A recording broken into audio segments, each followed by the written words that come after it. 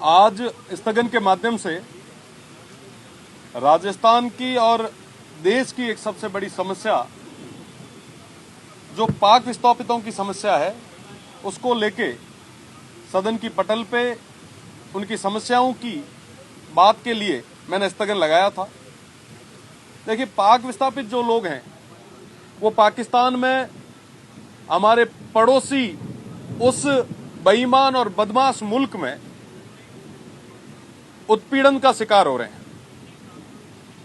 और हम सभी की जिम्मेदारी है, क्योंकि डबल इंजन की सरकार है, सनातन की सरकार है, हिंदुओं का पक्ष रखने वाली सरकार है, तो निश्चित रूप से नैतिक रूप से भी जिम्मेदारी जो है और ज्यादा बढ़ जाती।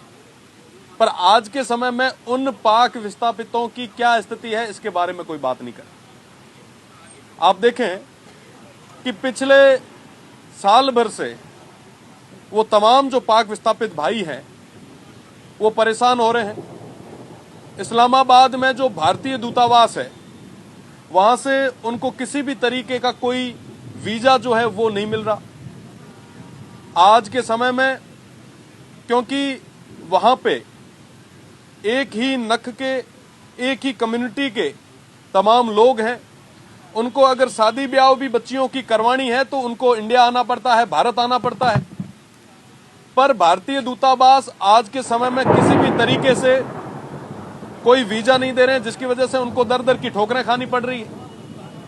मेरा प्रदेश की सरकार से निवेदन है कि वो होम मिनिस्ट्री से बात करे, गृह मंत्रालय से बात करे और हमारे यहाँ की वास्तविक स्थिति को बताए। आप देखें कि जिसको अगर वीजा मिल भी जाता है तो उनको बाई फुट आप सीधे आने की अनुमति नहीं देते।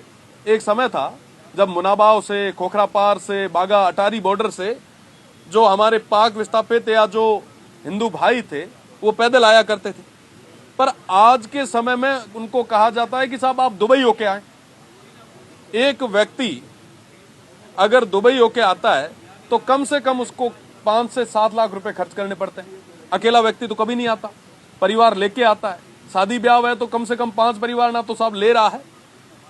साहब उसको आप वित्तीय रूप से तोड़ रहे हैं, पहले से वो वहां परेशान है। आप बाई फुट की परमिशन क्यों नहीं देते? प्रदेश की सरकार को केंद्र से बात करनी चाहिए। साथ ही साथ जसवंत सिंह जी को मैं याद करूंगा, उनके जमाने में थार एक्सप्रेस शुरू हुई थी। थार एक्सप्रेस के माध्यम से तमाम जो भी हिंदू परिवार थे वो अपनों से मिल पा रहे थे, वो वापस अपने देश आ पा रहे थे। कई सारे ऐसे परिवार थे साहब जो अस्थियां विसर्जन करने के लिए हरिद्वार तक आते थे, उस थार एक्सप्रेस का सहारा लेके आते थे। आज के समय में थार एक्सप्रेस बंद है। मुझे लगता है कि प्रदेश की सरकार को केंद्र से बात करनी चाहिए, कहना चाहिए कि आप थार एक्सप्रेस शुरू करें ताकि हमारे जो लोग जिनका वहां पे उत्पीड़न हो रहा है, जिनका वहां पे शोषण हो रहा है, वो यहाँ पे आ सके, अपनों के पास आ सके। साथ ही साथ 2 तरीके के वीजा जो हैं वो दिए जाते हैं, एक होता है विजिटर और एक होता है धार्मिक वीजा।